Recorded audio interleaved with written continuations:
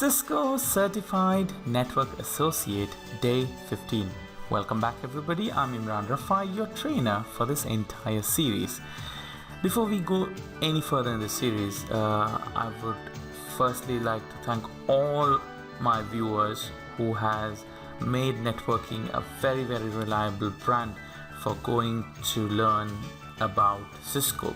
And if you have gone to our website, you'll see that Cisco and CCNA is not the only thing. We have a lot of things planned. We have many vendors, many beautiful programs that we are planning to produce in the very near future. So again, thank you very much.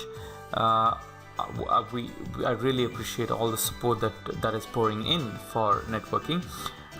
Please show us your love, subscribe to us on YouTube. Please like our page on Facebook, and of course you know our website, that is www.nwking.org. You can always visit us there to know more about us.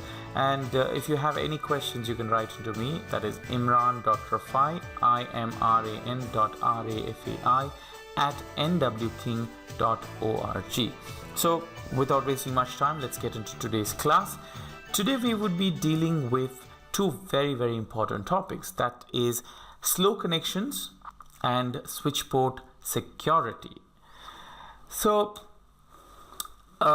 since you guys are doing CCNA, I'm assuming most of you are starting in your networking careers. As a network engineer, one of the most important jobs or most important issues that you get would be of slow connections. Now, if you're working with an organization, you would have calls coming in, day out, saying, Imran or whoever you are, they would call and say, we have a very slow connection. The internet is slow, our file server access is slow, our VoIP phone calls are slow. So this is a very common issue that happens in a regular network. Now, sometimes it's very genuine. They're trying to access the internet and your internet connection, right? Maybe if it's not a lease line that you have, if it's just a regular broadband. Of course, broadbands always have variation in speed. So maybe this is one of those days with heavy traffic. You have a very slow connection. So somebody is trying to access one of their websites, and the website is really slow, and they call up and they say, Imran, you've set up the internet wrong, you set up the network wrong, the network is terribly slow, it doesn't work. Now, a few things as a network engineer you can do. You can look at various aspects. Now we've looked at how to troubleshoot using our OSI models. We know where things can go wrong. So if you use, I'm not saying OSI model per se, but in troubleshooting, if you have a sequence, if you know how you break down a problem, you look at certain aspects that could be wrong, you identify the problems and try to solve it, you understand that it could be a problem. Now, for instance, if somebody calls in and says that internet is slow, now you could go into the website that they're trying. You go in, you go from your computer, you go into that website and see if the website per se is slow. Sometimes big websites, right, big brands, social media sites, they are generally slow. Sometimes they have a server issue, their website is slow. So you can go there and see if that's happening to you as well. Now, if it's happening to you and to your client or your colleague, then it's something not pertaining to that person's computer, right? So it's something that's happening. The next thing you could see is if all the websites are slow. Now, if all the websites are slow, you know that it's not pertaining to that particular website. It could be an issue with your internet connection, right? So gradually you try to break down this problem into processes, and then you try to identify where the problem is. Now, most of the time, problems or the reasons for having slow connection is these two critical aspects. That is the speed and the duplex of the switch ports, right? So you know now almost all the switches that you have in today's world are either 100 Mbps or you have the 1 gigabit Ethernet, right? So you have the fast Ethernet or the gigabit Ethernet internets. Now, a gigabit Ethernet device can of course work at 10 Mbps, 100 Mbps or 1000 Mbps, right? So they have different speeds that they can work on. Now you have a lot of devices today would not be able to support gigabit, right? Most of, I think, computers that was manufactured about 5 years ago or 4 years ago, they still could, I think, only use 100 Mbps, right? So a fast Ethernet is what they can do, right? And there are a lot of devices even used in today's world where they cannot do full duplex. Now what is duplex? Duplex is, if a half duplex is when a device can only talk, that is transmit or receive. It can't do transmit and receive, right? So full duplex is when a device can do both at the same time, right? So if you have set your computer to do half duplex, that means it's only sending or receiving, and the switch port to which this computer is connected, if that is in full duplex, the switch does not know. So switch thinks, okay, it's in full duplex, that means it can send data and receive data at the same time. Whereas when the computer is sending data, the switch is already sending a reply back. Now that's not going to work because the computer is configured for half duplex. So typically, in an ideal situation, both of them should be set to the same thing. So if it's doing full duplex, both the sides, both the device, the switch port and the device that's connected to that switch port should both be doing full duplex or half duplex, whatever it is, and the correct speed. So if it's both working at 100 Mbps, then that's going to be fine. But one device can't talk at 100 Mbps and the other talking or transmitting at 10 Mbps. Now that's a recipe for failure. So that's something you need to be very, very careful. Now, most of the time, by default, these configurations are configured for auto, right? So it says speed auto, duplex auto. Now that's the default configuration for a switch. Now that's also default configuration for almost all the LAN cards that's on your computer. Now the problem is on 100 Mbps or the fast Ethernet switch ports, it is a problem because when they're negotiating, most of the time they do it right, but sometimes they get it wrong, right? They don't get the negotiation right. So if they don't get the negotiation right, they tend to choose different things. Sometimes you would have a device that chooses full duplex and the other device chooses half duplex. That's a problem. Gigabit Ethernet, on the other hand, works perfectly fine. Now there is a reason for that.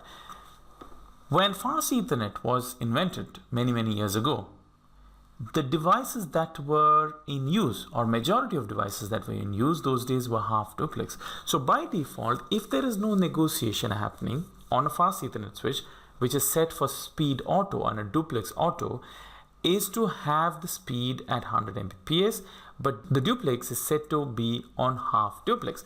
Now, let's say you go to one side of the device and you set it to do full duplex. You say, okay, I'm going to do this. I want them to do 100 Mbps full duplex. Now that's your system-wide policy, and you're doing that to all the switches on your switch port. Full duplex, 100 Mbps.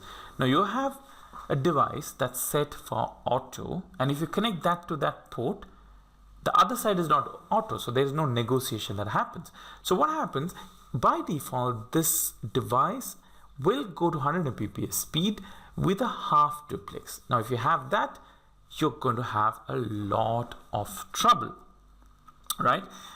But if both of them can do gigabit Ethernet, right, and if they have auto set on either sides, then they both are, by default, gigabit Ethernet standards have, by default, they would all go to full duplex and speeds of 1 gigabit. That is 1000 Mbps, right? So that's that. Now, when somebody calls you for this problem, they say my computer is slow. In Cisco, we have a lot of commands. I think we have went through a few commands. One of the best commands that you could use to look at switch port statistics is this command: show interface and give the interface name. Right? So when you give that interface, there are few things that comes up, and the few things that we actually can make use of, right? So let's say it says fast Ethernet is up, right? When it says it's up, that means physically that device or that port is really working. The next says line protocol is up, right? So when you say line protocol is up, it means the connection is fine and communication is happening through that port, right? The next thing to look at is this full duplex. So it says that this port is working in full duplex and the speed is 100 Mbps. Now, if you see half duplex in today's world, if you see half duplex, that is a sign that something is wrong. So you need to immediately go and look what's happening on the other side. Is the device connected to that port? That's F0/1 in this case. Is that device also communicating half duplex? Now, if it is not, that's your problem. That's the reason the internet or the device communication is very, very slow. What happens is, if you have half duplex mismatch on a port, there is going to be a lot of collision, right? So device is going to send data. The other, if the device is set for half duplex, it can only, like we discussed, it can only send or receive data. But the switch does not know that. The switch is configured for full duplex. The switch will send, when it receives data, it will also send data, and that is a case where you have collisions. So data collides and then it gets lost. Now, of course, TCP, as we learned in our previous videos, TCP has mechanisms to look at sequence numbers and other things which actually can retransmit those lost data. Now, when collision happens, retransmitting of that data, obviously it's going to be slow, because you're doing, instead of the data going through one flow, it's actually breaking, and the device has to retransmit those data over and over again until all the data reaches the other end, right? So that definitely will make things slow. Another thing is, this is another good parameter to look at: 5 minutes input rate and output rate, right? That means on that port, how much data is coming in and how much data is going out. And if it's a switch if it's a switch port, or that device where the switch port is connected to, if it's a device that's actually been working around, you need to see some data here. If you're seeing 0, 0, you know something is really wrong, right? So this is the data for the last 5 minutes. So the last 5 minutes, if that you don't see any data traffic on that port, something is wrong, right? And you can also look at other information, right? You can see broadcast received. You can look at collisions. So if you see collision, that's a classic case where you have a duplex mismatch. You should not, in a switch, like we discussed in one of our previous videos, switch ports by themselves have its own collision domain. That means if you're on a 48 port switch, you have 48 collision domains. That means you will never ever see collisions happening on switches. If you're seeing collision happening on switches, there's definitely something wrong. Another thing is late collision. Now, these are again some things that you need to look at. If you have late collision or collision, that's really something wrong, right? Now, how do we set these things? So let me just go to packet tracer. Okay, I've just opened a switch. So I say n config terminal. Okay, I'm going to type these commands now, because I had somebody complain that I'm typing shortcuts. So I'm going to type full command from today. So this is also going to be a practice session. And another thing is, if you're watching this video, I would suggest you take a paper and start writing these commands, because I believe it's one thing to type it on the keyboard, right? But when you're learning, it's always a good thing to write down the commands, because if you start writing those commands, you're doing it without the help of the tab key, which is on the computer. So you tend to remember those commands a little bit better than making use of the tab key, right? So when you say configure terminal, you go into the global configuration mode, and I'm going to go into the interface fast Ethernet 0/1, right? Now, if I want to set the speed, I say speed, and I can put different speeds, right? So this in packet tracer, this is a fast Ethernet. It's not a gigabit Ethernet switch. It's a 100 Mbps switch. So I can do speeds of 100 or 10. I'm going to say speed is 100. Now it's working at 100 Mbps. And whenever you manually hard code the speed, you need to change duplex as well. So you can't just say duplex auto, but speed is set to a certain limit. That cannot happen. You need to set both together. And another precaution: do not, I repeat, do not do this on a production environment. Now, what happens when you do this?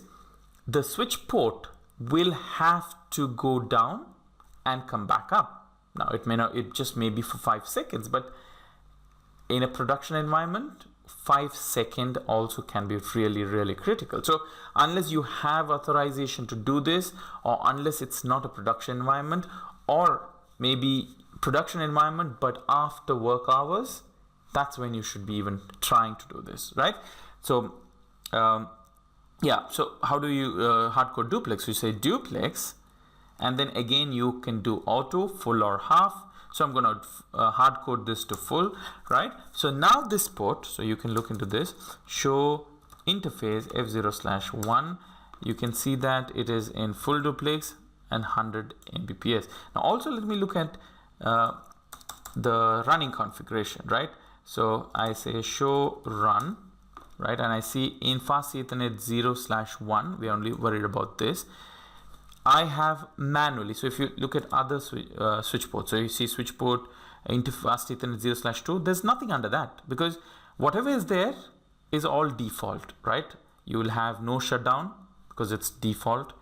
And that's another thing. You will see commands here only when it's not the default thing. So if I go back here, let's say I say configure terminal and interface fast Ethernet 0/1, I say shut down, right? Now show run. You will see shutdown is a command here. Okay, that means we have typed that. So if I don't see in a switch, if I don't see shutdown, that means it's that port is not in shutdown mode. Again, I can go interface F0/1. I can say speed auto, duplex auto, right? I'm typing these commands, speed auto and duplex auto, but will it show on the running config? Absolutely not. Those commands are there, but because that's default, speed auto and duplex auto is a default command, that will not get shown in your running configuration, right? So that's how you configure speed and duplex auto. Now, the question, this is your question. In your production environment, do you think it's a good idea to go and hard code all the speeds and duplexes? Well, the answer is it depends. Right. The reason it depends is ideally it's a good thing to go and configure all speed and duplex, but then it's a lot of work. You can't manually go into each switch port and configure that to a certain speed and do full duplex, and then go to all the devices that's connected and do the same thing. So as a thumb rule, it's best to hard code your speed and duplexes on critical devices. Now, what are critical devices? Your servers, your routers, the ports where servers and routers and maybe your surveillance systems, your voice phones, these voice servers, right? So where these are connected, those ports best to keep in hard-coded mode. So you say 1 Gbps or 1000 Mbps, and you do full duplex. Do that on all the sides. So you do it on the server as well. Server is talking at that speed. The port where the server is connected, that's also talking at that speed. So critical devices, hard-coded. That will save you a ton of time, right? So that's about speed and duplexes, right? So if we go back here, so that's how you solve if you have slow connection problems. One of the critical aspects to look into is speed and duplex, right? Next, we look at port security. Now, before we do port security, we need to understand what is port security. And now think about this. You're in your office environment, right? And you have wall sockets. Now, wall sockets are available throughout the office, right? Now, your computers are connected to those ports, correct? So everybody's computers are connected. Mostly, if it's desktops, your desktops are connected to those ports, right? Now, tell me this: what is preventing me? Now, assume I'm a hacker. What is preventing me from removing that wall connection and putting my computer onto that wall, right? Nothing. Nothing is preventing. I can remove that cable, plug that into my laptop. Now my laptop, being my laptop, and mostly all the home users, right? Laptops are generally infested with viruses, right? If it's a student, now you know how students are. Most of them are most of the time on torrent websites, downloading musics and movies. Now, unknowingly, these people are infecting their computer, right? So you have viruses on the computers, you have malwares that's running. The minute you plug it into the computer on your office network, you have compromised your office network, right? There are viruses that can spread across the network. Now, this is not an ideal situation. You don't want this to happen. Also, if you're a hacker, that's a classic way you could do a man-in-the-middle attack, where you actually plug in a device, or maybe plug in a computer to that port and spoof MAC address, right? You spoof MAC address and make sure that everybody is sending data to the gateway, assuming all the devices are thinking that it's sending internet traffic to the gateway, but the hacker has spoofed MAC address such that all the traffic is coming to the hacker's computer, and the hacker has configured his device to go out to the internet. So basically all the internet connection is, instead of going through the gateway, through your normal office gateway, it's going through your hacker's computer, and a hacker can literally sit there, run Wireshark or any packet analysis software and capture data. Your passwords can be compromised. So there are a lot of things, security vulnerabilities or security issues that are there. So as a first line of defense, what you could do is port security. Now, if you ask me, is port security the best security you can use? Absolutely not. Port security is your first line of defense. Now, security is not a one trick game. Security is multi-levels, multi-layers. You have physical securities, you can have layer 2 security, layer 3 security, layer 7 securities. You have multiple layer securities, right? So security is a lot more than port security, but port security is your first line of defense. So we will look at how to do port security, how you can lock down. Like somebody changes an existing computer, if they remove that and plug a new device, how we can prevent that. We will look into it, right? So let me go back to Packet Tracer. All right. Now I have this PC0 connected to FA0/1, okay?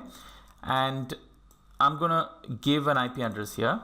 So I think I've already given an IP address here. That's the VLAN 1. So show IP interface brief. Now that's another command that I want all of you all to by heart. We need this for troubleshooting, right?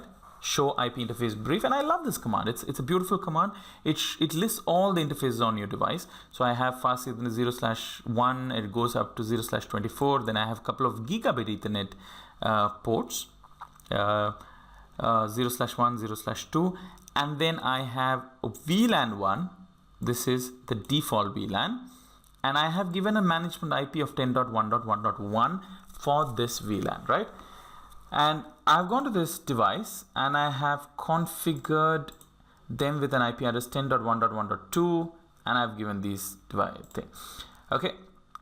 Now, for port security, the first thing is let me go into that port interface FA0/1, because that's the port that's connected to that device. So I want this port to go through, and I'm enabling port security on this port only, right? So how do I enable port security? First thing you need to remember is port security can only be enabled on access ports. So you already know what trunk port is, and you already know what access port is, right? So the first thing you need to do is put this port into access. So I'm going to say Switchport mode access, Switchport access VLAN 1, right? By default it's in VLAN 1, but I'm just going to say that. So we have converted this port into access, Now I'm going to say switch port, port security, right? And I have these three options. So whenever you see CR, so when you do this question mark and when you see CR, that means this command, whatever you have typed, that's a valid command. So in this case, when I put switch port, port security and hit enter, that is how you enable port security.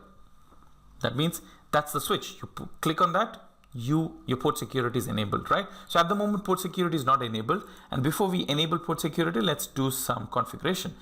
So we can give MAC address. Now you can say switch port security and say MAC address, right? And I can type the MAC address that I want this switch to work. That means this port will only have that MAC address. Now, what's the MAC address? We can go look into this computer. What's the MAC address of this device? ipconfig all, right? ipconfig all, it gives me that there is a fast Ethernet 0. That's the only interface that it has. And the physical address of this device is 0001.6307.EEAE, right?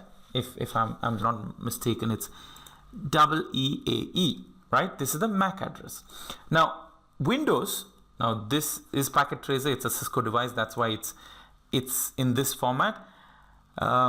But Microsoft on your Windows device, if you say command prompt or do the same command, ipconfig/all, and let's look at some of the MAC address.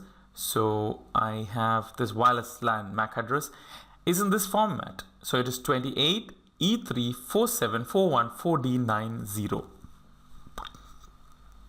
which is exactly the same thing. These are hexadecimal numbers. So you have 1, 2, 3, 4, 5, 6, 7, 8, 9, 10, 11, 12 hexadecimal number.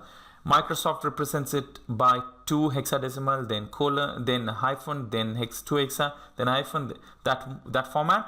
But Cisco loves to put it in this format, which is 4 hexa dot 4 hexa dot 4 hexa, right?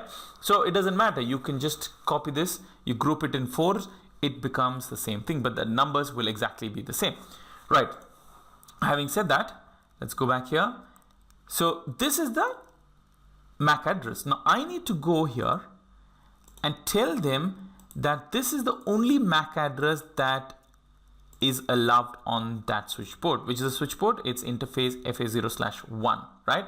That's fast Ethernet 0/1. I'm telling switch port security MAC address that's allowed is only this 0001.6307.EEAE, right? So that's one way of inputting. So I can just put that information and it will pick, right? Now if you don't want to type it, of course you can look at the MAC addresses that's available, that's at the moment communicating on the switch. So you can do show. So you know what do means. So whenever I type the command do, like we already discussed, it means this is a command that works in the privilege access mode, right? So it's a show command. So do show MAC address. Yeah, and the problem when you do command is your tabs will not work. So you can't do a tab to complete the words. So you have to type it. So do show MAC address table. When I type this, it tells me that at the moment it doesn't know any MAC address. So let me do this. Let me generate some traffic. So show IP interface brief. Let me see everything is okay. It says administratively down. So I'm gonna take that switch port of administrations configure T interface FA0/1. No shut down, right? Now this should go to green immediately, and once it's off, once it starts going up, so do show IP interface brief again. I can see that it's still down. Why is it in down?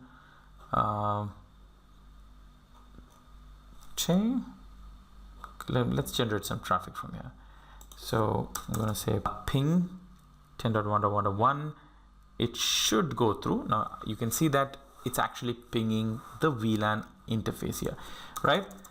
So show MAC address table, and you can see that this MAC address is already here in the MAC address table. That means it just learned the MAC address of this device. It says on port FA0/1, there is a MAC address that's communicating, and the MAC address is this. So this is another thing. You can go here and copy this if you don't want to type it, right? Because you're already on the switch. You don't have to go to the computer to see the MAC address. From the switch, you can see that the MAC address is binded to this interface. So you can go to that interface and do that command. So you switch port security MAC address, and you can copy this and you can paste it here, right? So this is another way. So one, if you know the MAC address, type it in. Two, you can look at the MAC address table, copy it and paste it here. But the best and the easiest is another command called as sticky, right? So what does sticky mean? Assume you are in an office, you're coming to into an office, and then you are given the task of configuring switchport security. Now, it's a fair guess to guess that the devices that are currently plugged in are the correct devices, are the devices that is supposed to be in those ports. So when you give this command, switchport security MAC address sticky, it says the next MAC address that comes on that port is the one that is to be configured on that port. That means it's going to make sure that whatever is currently there, or whatever is currently there, and when it starts talking, if it's not already communicating on that port, whenever it communicates, whenever it learns that MAC address, first MAC address it learns from that port, that would be added. So if you can look at it this way, you can go into show run, and you can see that switchport port security MAC address is sticky, right? Now, I've put that command here, right? A few more things that we need to do. Okay, configure terminal interface FA0/1. Okay, so we have done that. So we will see how that learns the MAC address in a while. Next is switchport port security maximum. Now, what does maximum mean? Maximum means how many MAC addresses do you want to be learned on that port. Ideal cases, you would give it as 1, but then there are cases where you will have your VoIP phones, your IP phones are looped to your computer. So basically your computer is connected to the IP phone, and the IP phone is connected to the switch. Now you will have 2 MAC addresses because the IP phone has a MAC address, your computer has a MAC address. So in that case, you can give a maximum of 2. The default value is maximum 1, and that's why it is not shown here. If I change the maximum value to anything else, it will get shown in the running configuration, right? So I'm going to leave it at 1, right? So switchport port security is maximum 1. Next thing is violation, right? So what is violation? Violation is to tell if that, let's say if you configure a MAC address, and if that port sees a new MAC address, if it sees a new MAC address that is not what you have configured, then a violation has occurred, right? So what do you want it to do if a violation has occurred? Do you want it to, so let's see what are the options you have. Do you want it to shut down?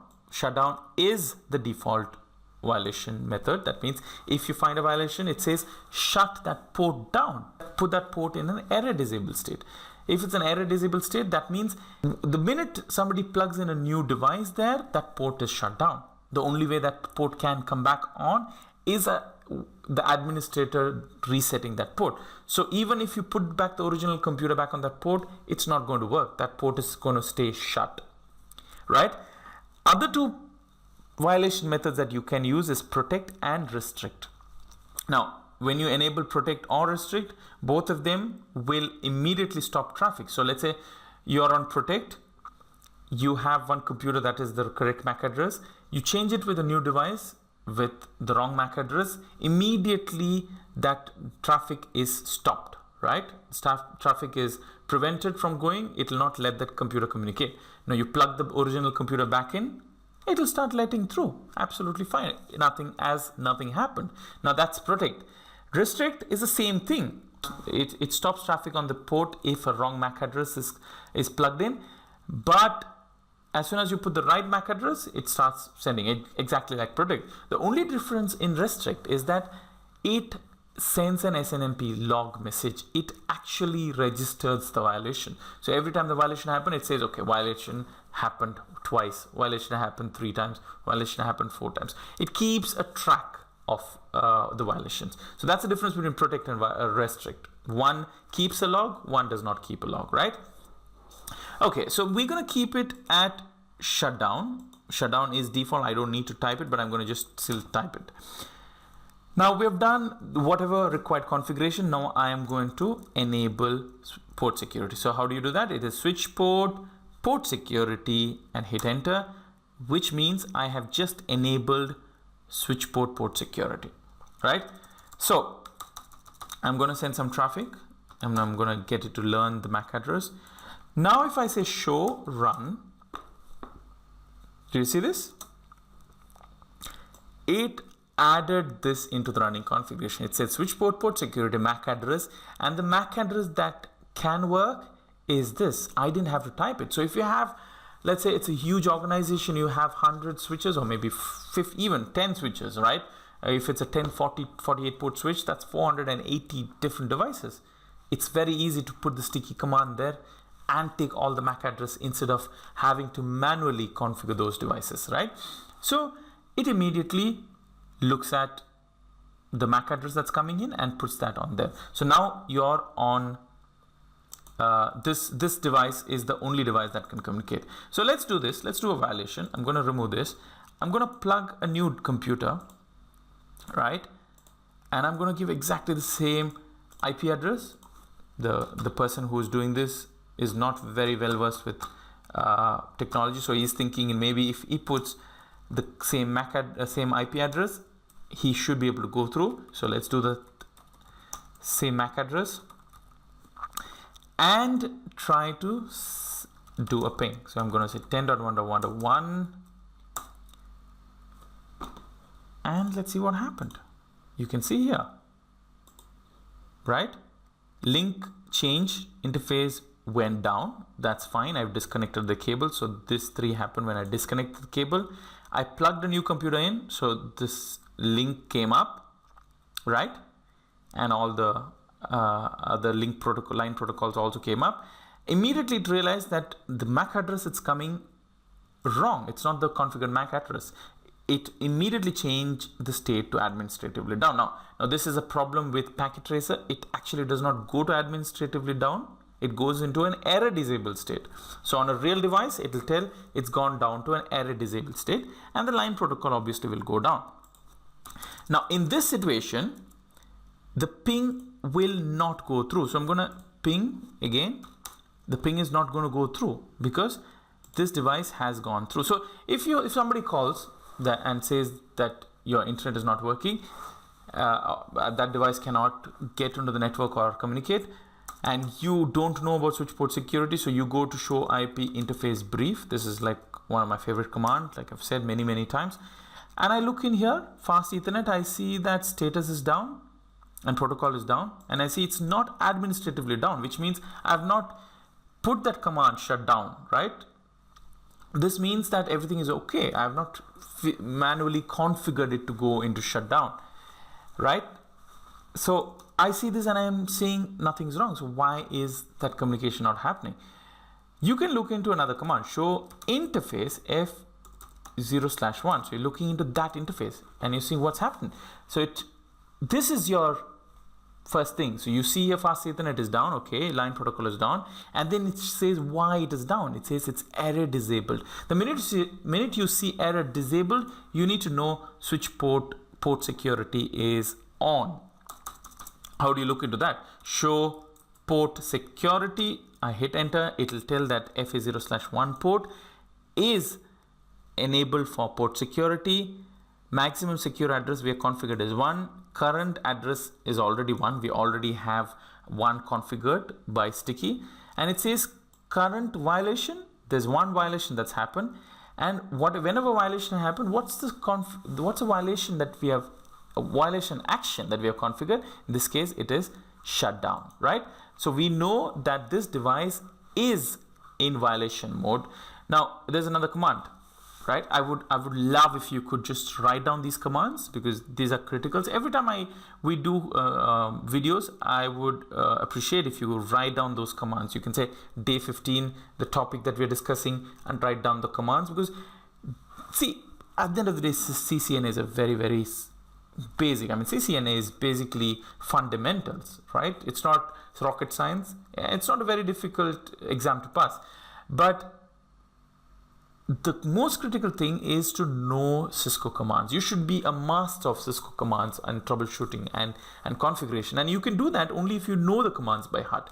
To do that, you have to practice, and to practice, you need to know that.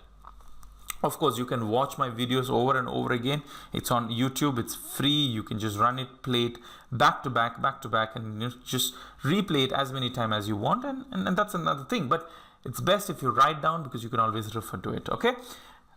Next command is show port security address. You can see the MAC address that's configured for fast Ethernet 0/1 is this, and it is configured through sticky, right? And you can also look at interface FA 0/1, right? If you do this command, this tells you everything. It says port security is enabled, secure shutdown, violation mode. This is secure shutdown. It's saying the status at the moment is in secure shutdown. So when you look at this, you can tell, okay, now this person tried to change the MAC address. He plugged in another device, and this port has already gone into secure shutdown. Now he must have put back the original computer there, right? So you look at this MAC address, it must be the same MAC address that his current connected computer is, but this person tried putting another device there, and that is why this port has gone into a secure shutdown, right? So you can see that violation mode is shut down. Aging time. Now if you want these MAC address to expire, right, whatever MAC address they're configuring, you want it to expire after a certain time, you can give aging time, right? We have not given that. Maximum MAC address, we have configured it to be 1. Total MAC address is 1. Configured MAC address is 0. We did not configure it. If you're manually typing it, it will come in here, but we are using sticky, so you'll have sticky MAC address, which is 1. Last source MAC address that we have seen is this. This is the MAC address that came in to do the violation. Because of this is not matching with the configured MAC address, and that's the reason it got violation. And it says security violation count is 1. As soon as this violation happened, it shut down the port, right? So if you want this to start working, so we go back and let's put the original computer back on. Okay, I'm going to remove this, and I'm going to put this computer back on, and I'm going to so yeah, now this computer has come back on, and again I'm trying to ping, it will not work. You'll see that these are still in zeros, red mode. That means it is not going to work. No matter you put the original computer back, it is not going to work. The only way you can get it to work is go into that interface, right, and do shutdown. Put that port down, administratively down, and do no shutdown, which means you're shutting it down and getting it back, which will reset the port security, and it should start working. So if you go now, show port security interface FA0/1, you will see that this port has gone to stay secure up. Now everything should work normally. So if you go here and you start pinging, it will start working.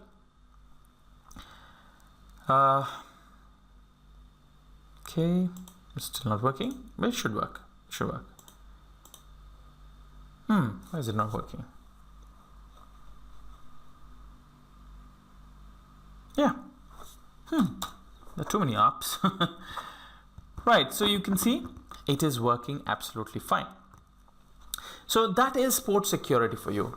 Now again, question, is it very, very strong? Absolutely not. It's not a very strong level of security. So if you're thinking security in terms of security, I'm sorry, this is not security. It's just one way of securing your premise. It's a physical security, more of physical security than doing a logical security. But there are many softwares that you can spoof MAC addresses. So if you know the MAC address of this device, of your desktop computer, and port security is enabled on your office network, and you want this device, you won't use your personal laptop in the network, you can just go copy that MAC address, use some MAC address spoofing softwares, spoof that MAC address, tell this device to tell the switch that you are coming from a certain MAC address, which is what you've cloned from your desktop computer, and everything will work. Your switch will not even know there has been a violation. So it's not a very secure way, but it is going to prevent a lot of people getting onto the device unauthorized, right? So I think that is all the information that I think I wanted to share in this video. If you have any questions, please feel free to write into me. You can comment on YouTube, you can comment on Facebook, you can write into me, and and when I have time, or one of my team members will reply to you. And so I hope this has been very informative. We'll be continuing this series, and I'm hoping to finish this series. We'll have up to maybe 50 or 60 videos, and I think with today's video we have finished the basics of switching. So we will if not from the next video, the video after that, we will start routing, and we will come back to switching, a little more advanced topics of switching a little later, maybe 25 or 30 video, 25 video 30. We'll come back to switching and go into a little more advanced topics of switching. But for the moment, we have covered the basics of switching, which is required for us, and we will be starting routing.